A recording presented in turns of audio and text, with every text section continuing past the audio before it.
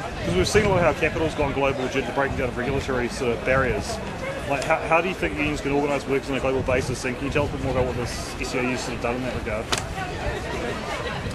Well, what we've done is, we created on a global basis actually an organizing fund where we brought together through the Union Property Service group all the unions that represent cleaners and security officers around the world, and we mapped out a strategy against the two largest employers in our sector, Group 4S and ISS, and we campaigned all over the world, from against their affiliate Wagon Hut in the United States, to people in Malawi, to people in the Clean Start campaign in Australia and New Zealand. And what we've done is really work together to show that workers who work for the same company, whether they're in Malawi, Mozambique, or New Zealand, all are stronger when in the same union. Moving back to the US, SEIU is one of the, been called the fastest growing union in the Americas. How have you done this? How have you grown the union so fast? Well, first of all, we believe that it takes real resources. So you need to commit real resources to be able to organize. You need to train organizers, and you need to be able to be out there uniting workers in your core industry. And so we believe that by putting in resources, 50% of our resources in our union goes to organizing new workers so that we can raise up everybody. Cool. And Andy talked a bit about risk yesterday, so the risks you've taken. What sort of risks you've taken? Oh yeah. What sort of risks? The truth is that, around the world, unions are not organizing enough, and we need to try to think about doing new things. The first new thing is changing yourself, because that's in your control. So in our union that met, as Anna said, putting half of our resources at a national federation level into growth, 20% of our region's money is spent on growth, because we understand either we're going to take the risks and run the campaigns, many times corporate campaigns against our employers, to bring everyone's wages up, because we know that the non-union workers, if they're not organized, are going to take everyone's wages down. So organizing for us is really a way that we're able to change the lives of our members. And what we've also done is pooled money in these very large campaigns, the global campaign we talked about, but also campaigns to organize over 400,000 in-home support workers who at one time had no employer, child care workers who take care of other women's kids in their home. So we've looked at sectors of the economy where unions have never been and taken the risk to try to put them into our union and change a whole generation of people's lives. And we know that sometimes it's not going to be overnight. Some of these campaigns have taken 10 years to do. But it's about perseverance. But we believe you need to be on it, you need to stay on it, you need to fight until we win. Now you've got 2.2 million members. Our entire movement is 20% of that, and we're split into 39 unions. How applicable do you think your lessons are for us, and how much do you think scale has sort of helped what you're doing? Clearly, resources matter, and I think in New Zealand there's an enormous opportunity in the sense that there's recognition already for all the workers.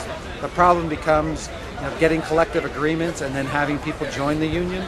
I think there's a lot of opportunity. We addressed the Labor Caucus today to really think about the lessons that have been learned in other countries about how a progressive pro-labor government could actually help build the labor movement, and how this really has to be a partnership, because in the end what we learn is that people in unions tend to vote on economic issues.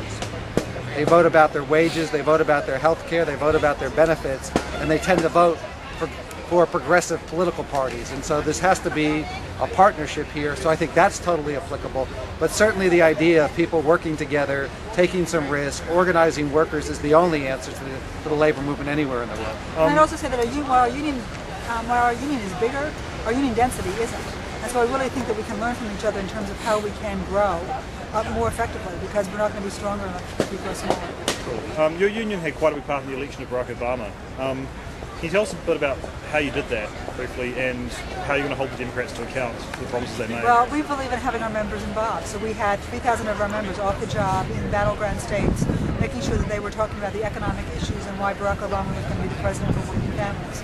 We had 100,000 of our members on weekends, on their days off, door knocking, phone banking, reaching out to people who were just like them about why the importance of Barack Obama. We spent $84 million communicating with our union members, but workers who were just like us across our country, about the importance and the urgency of this election. And we believe that election is only an opportunity to make change happen, so we stayed on the ground. We have currently over 400 people, members, off the job in states, making sure that those folks that we elected are actually going to do the things that they promised to do. pass the Employee Free Choice Act so workers can have a voice in the job, create new jobs so that we have better economy, and pass health care for every single man, woman, and child in America. We are a drumbeat before Election Day. We are a drumbeat after Election Day. We are focused, incredibly excited and proud of Barack Obama. We know that we need to do our job to make sure that members of Congress actually pass the laws that are going to make a difference that we can sign into law. So what would you say to people who say that unions shouldn't have any part in politics? They are absolutely wrong. Workers have to have a voice in our society. Workers have to have a voice in our government. Workers, when they raise their issues about what's good for working families, it's good for all of us. Politics is union business. I mean, you go to the bargaining table, you can only solve one set of issues. Politically is how you say other set of issues, and building relationships in communities, as you do here with the Pacific Islanders, with the Maoris, but also with the women's groups, as this demonstration showed today. There needs to be a strong progressive movement, and unions need to be at the center of it. Thanks a lot. Just one last thing. Some people have tried to compare our National Party Prime Minister John Key with Barack Obama. Do you see any similarities? They don't look much alike. They don't sound much alike. And they don't act much alike. So I'd say there's a world of difference. And I hope that John Key aspires to follow the policies of Barack Obama, because we've had 8 years of George Bush privatizing, deregulating, trickle down, tax cuts for the wealthy. It failed. It almost ruined the world economy. And I hope that your government learns from that experience. That's not the way to build an economy for people that work.